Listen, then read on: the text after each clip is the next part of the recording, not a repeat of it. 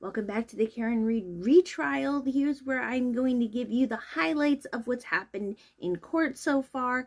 And if you want more in-depth videos, you can go check those out elsewhere. But we're going to cover what happened on Monday.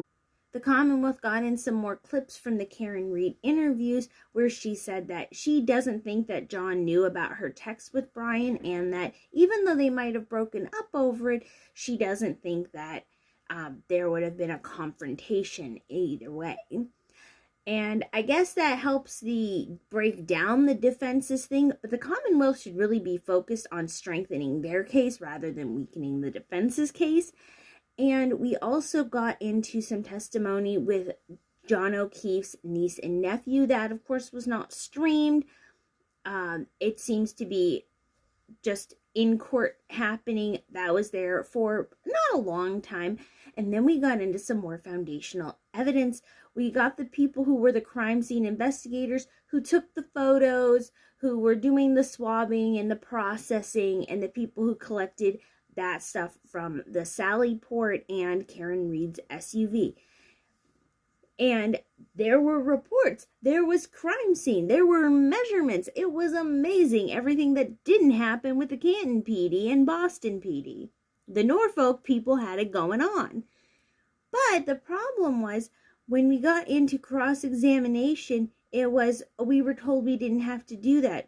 We had the solo cups being swabbed, and the processor was asked, is that how you normally collect that evidence? No, I never collected evidence from solo cups before, but she went through her process and was like, my process was good, I've just never done that before.